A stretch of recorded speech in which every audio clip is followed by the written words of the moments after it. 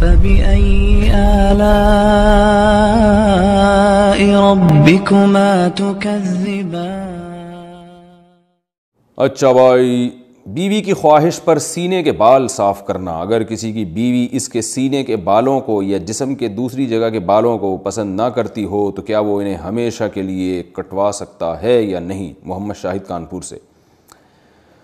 مرد جو ہے نا، سینے کے بال یا کہیں اور جسم میں جو ٹانگوں واگوں کے بال ہوتے ہیں، یہ تو مردوں کے ہوتے ہی ہیں، اور ہم نے کبھی نہیں دیکھا صدیوں تک مردوں نے ان کو کاٹنے کی کوشش کی، اور کبھی بھی نہیں۔ اب مردوں میں رواج چل پڑا ان بالوں کو کاٹنے کا۔ تو اس کی زیادہ تر وجوہات تو ہوتی ہیں جو جن میں نسوانیت ہوتی ہے نا، وہ یہ بالوں کو کاٹتے ہیں، ورنہ مرد تو نہیں کاٹتے یہ بال، تو ہمیشہ سے رکھتے ہی آئے ہیں۔ جو اللہ نے قدرتی طور پہ مردوں کو سینے پہ بال دیے ہیں یا ٹانگوں پہ بال دیے ہیں، تو وہ خواتین کی طرح وہ بھی شروع ہو گئے ہیں آج کل بالوں کو صاف کرنا۔ تو پتہ نہیں کیا مقصد ہے ان کا۔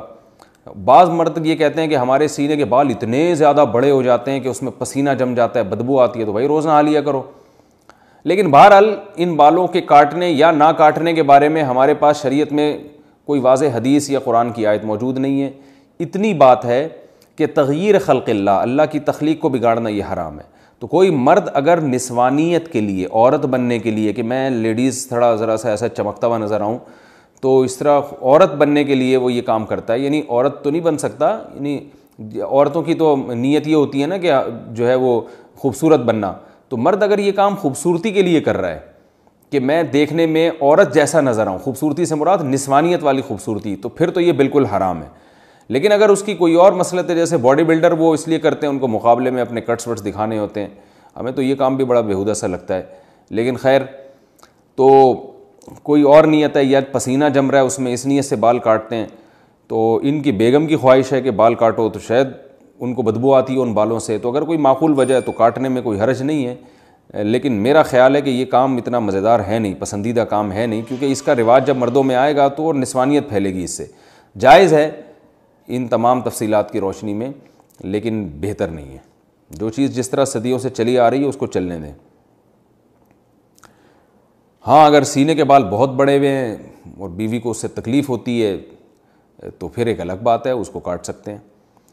بیوی کو طلاق، اور دوسری بات یہ بھی ہے کہ ہمیشہ کے لیے، تو بھائی ہمیشہ کے لیے تو کیا پتہ آپ کی بیگم کا انتقال ہو جائے، اللہ نہ کرے، اللہ ان کو زندگی دے، پھر آپ کو دوسری شادی کرنے کی ضرورت پیش آئے، تو پھر وہ نئی والی بیوی آئے، اس کو بال، وہ کہے کہ بھائی مردوں کے تو بال ہوتے ہیں جسم پہ، آپ کے تو بال ہی نہیں ہیں، مجھے تو ایسا آدمی چاہیے جو جس میں بال والا بندہ چاہیے، اور آپ فارغ البال ہو گئے، تو ہمیشہ کے لیے نہ کاٹیں، میرا خیال ہے اس کو جو ہے وہ ایک آپشن رکھیں۔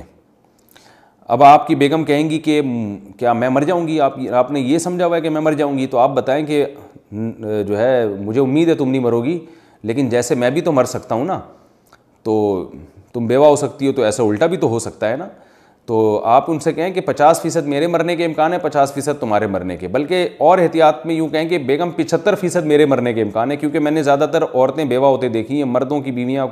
کی رپورٹ مرنے کی ذرا کمی ہے، تو آپ کہیں کہ 75% میرے مرنے کا امکان ہے، 25% تمہارا امکان ہے،